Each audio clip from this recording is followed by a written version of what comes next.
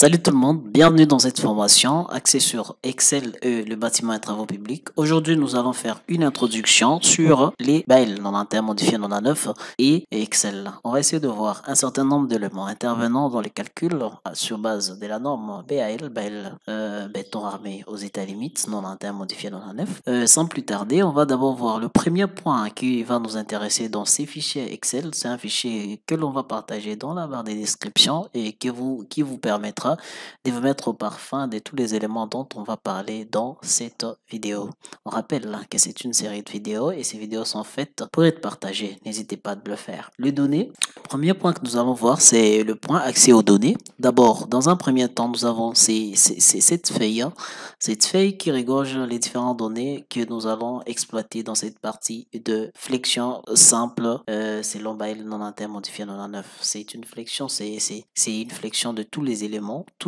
Donc une feuille, c'est une feuille de tous les éléments travaillant en flexion simple. Alors on va voir un certain nombre d'éléments qui parlent de cela et nous mettre au parfum pour une bonne continuation dans cette session de formation axée sur Excel et le bâtiment et travaux publics. Alors dans la partie de données, nous avons la nuance du béton, B20, c'est-à-dire béton dont la résistance à 28 jours est de 20 mégapascals. Et puis vous voyez la formule, elle est juste une formule que l'on a eu dans le cours de BAEL 91 modifié 99. Si vous avez un problème de vérification là-dessus, veuillez consulter BAEL 91 modifié 99 selon Jean Mauguin, que l'on va mettre éventuellement dans la description ou carrément un mail. Et dès là, ça donnera la peine de vous envoyer ça par mail. Et puis des éventuelles sections d'acier, bon.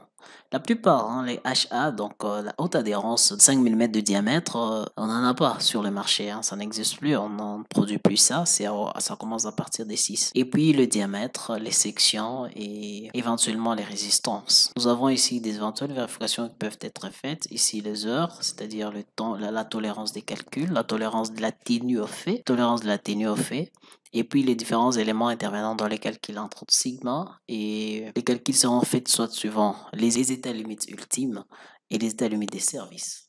Les états limites ultimes, c'est un état dans lequel l'ouvrage cesse de fonctionner comme il a été prévu. On a prévu que tel ouvrage fonctionne comme ça et ne fonctionne plus de cette façon. On est à l'état limite ultime, c'est-à-dire on dimensionne l'élément tout en considérant qu'il est à l'état où il n'arrive plus à combler les vides, où il n'arrive plus à être responsable de tout ce qu'il y aura comme action sur lui. Alors, on va maintenant directement dans la feuille qui concerne la flexion simple. Notons qu'il s'agit d'une vidéo introductive, où nous allons essayer de voir un certain nombre d'éléments qui interviennent dans le calcul. Aujourd'hui, nous sommes les 15. Le 15 d'abord, on a mis la date. C'est juste une formule, today. C'est une formule aujourd'hui, on met ça.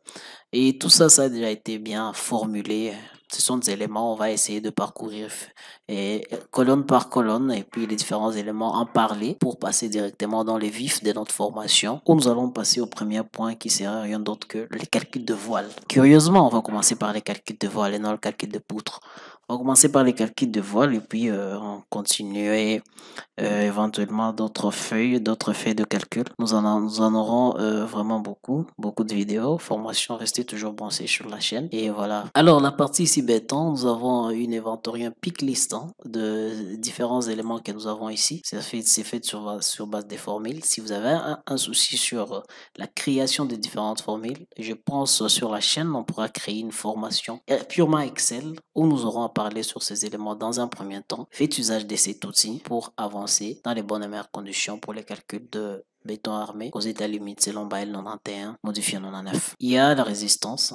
Selon le choix que l'on fait, il y a une résistance qui se calcule automatiquement. Nous avons la courbe de contrainte, le diagramme de contraintes, il est là. Et puis les éventuels calculs pour la résistance à 28 jours à la traction. Nous avons à l'élès, la contrainte à l'élès, la contrainte à l'élu. Prenons le B25 par exemple. Nous avons les différents coefficients de sécurité pour les cas de béton et pour les cas des aciers, les 4 bétons pour les 4 aciers, puis nous avons la nuance des aciers, par exemple, d'habitude F est 400, parce que bon, dans le milieu dans lequel nous sommes pour le moment, les aciers produits sont des aciers dont la résistance limite, donc la limite élastique est de 400 mégapascales. Il y a les coefficients de fissuration, le coefficient de scellement. Ces éléments, d'habitude, on les utilise quand on est en train de calculer, par exemple, la colonne qui travaille en flexion et composée aussi. Et puis, il y a des modules de déformation. Il y a les contraintes des scellements qui se calculent. Il y a des éventuelles formules. Vous allez en prendre usage et vous allez développer et essayer de voir dans le livre de Bâle 91 modifié 99 où vous allez voir clairement ces formules très bien explicitées. Dans les vidéos qui vont suivre, on va se donner la peine d'ouvrir de temps en temps, des temps à autre, ces livres qui est si riche où on aura à vous montrer l'origine de telle ou telle formule. Alors pour le cas de flexion, hein, ici si vous pouvez remarquer, on est maintenant sur cette ligne, hein, bon, pas une ligne, c'est une colonne. Nous sommes sur cette colonne où nous choisissons la fissuration, par exemple la fissuration préjudiciable, peu préjudiciable quand nous sommes en LLU, donc préjudiciable quand nous sommes en LLS.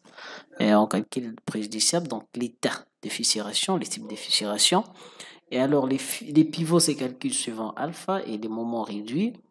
Le moment réduit, il y a une bonne formule pour calculer alpha et le moment réduit. Ces éléments, on va bel et bien les développer. Quand on va calculer les éléments en flexion entre la poutre, on va développer alpha, comment on trouve alpha, comment on calcule le moment réduit. Bon, il y a ici éventuellement une formule. Hein. Connaissant alpha, on a possibilité de calculer le moment réduit et connaissant aussi le moment fléchissant.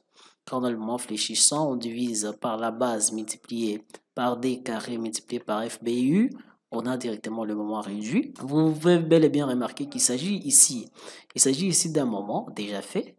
Vous pouvez voir, parce que c'est déjà calculé. Il y a plusieurs méthodes pour calculer le moment. Entre autres, ici, on va voir la méthode des CACO. C'est la méthode que l'on va plus utiliser dans le béton.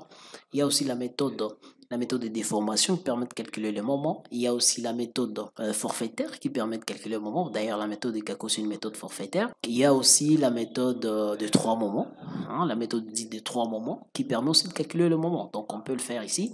Mais aussi, il y a aussi la méthode des éléments finis. Et entre autres, on parle des logiciels, robots structurels ou d'autres logiciels de calcul assistés par ordinateur, CAO. Il y a les moments réduits, alpha et le choix de pivot. Le choix de pivot, si c'est le pivot A, le pivot B. Il y a ici une vérification si la section sera rectangulaire ou si la section sera carrée, selon les éventuels prédimensionnements que vous aurez à faire. Alors ici, en termes de vérification, parce qu'ici les titres, ce n'est rien d'autre que la vérification, on pourra nous dire si la section restera rectangulaire ou la section sera calculée comme une section en T, par exemple. Il y a les aciers tendus exclusivement, il y a des aciers comprimés, les aciers tendus, hein, vous voyez. C'est pourquoi ici, vous allez voir, ici c'est négatif, c'est-à-dire que c'est carrément 0, c'est carrément nul. C'est pourquoi vous allez voir, par exemple, dans la section, dans la partie comprimée, nous avons 0 cm², mais dans la partie tendue, nous avons par exemple 8 cm² comme section d'armature. Alors dans cette partie ici, nous allons voir le pourcentage d'acier, et les pourcentages d'acier qui éventuellement se calculent le mu. Hein. Le mu, c'est le ratio des aciers. Bon, notons qu'on ne sait pas dépasser 5% de la section utile consacrée aux aciers. On ne dépasse pas 5%. Nous avons ici les nombres de barres prévus. Nous avons les diamètres. On choisit carrément les diamètres. Automatiquement, on nous donne la section, suivant que dans les données, il y avait déjà tous ces éléments-là. Ici, on ne peut faire qu'exécuter et puis suivant les formules que nous avions créées sur Excel, qui ont été créées sur Excel, nous avons la possibilité d'avoir la section et puis éventuellement l'ancrage. Après cela, il y a les dimensionnements et on va carrément trouver la section limite, la section limite des aciers, donc la section minimale, mais aussi nous avons la partie des dimensionnements à l'élu, les dimensionnements à l'LS ainsi que les éventuelles vérifications. Nous avons l'axe, la position de l'axe neutre, le moment réduit, le levier, la façon dont le béton travaille, donc la vérification des contraintes. Parce qu'opter pour une section donnée revient d'abord à vérifier les contraintes si ça répond aux contraintes. Et carrément, la section, elle est adoptable et une vérification aussi de la forme. Voilà une brève présentation que l'on a voulu faire pour ces débuts de formation sur la puissance d'Excel dans le BTP. Nous avions déjà une formation, une première vidéo que nous allons mettre dans la barre des descriptions et qui va vous permettre de vous imprégner en soi d'une brève introduction. Ce sont deux vidéos introductives de notre formation. Alors là, je vous invite à suivre la vidéo qui va suivre, qui n'est rien d'autre que les calculs de voile, le suivant Bael 91 modifié 99, et ces calculs va se faire sur sur Excel. Alors cette vidéo elle est faite pour être partagée. N'hésitez pas si vous voulez voir un autre ingénieur évoluer et avancer et être formé dans les bâtiments et travaux publics, de lui partager. Surtout n'hésitez pas de cliquer sur la petite clochette pour ne rater aucune de nos vidéos formation. Si pas vous abonner. À tout de suite.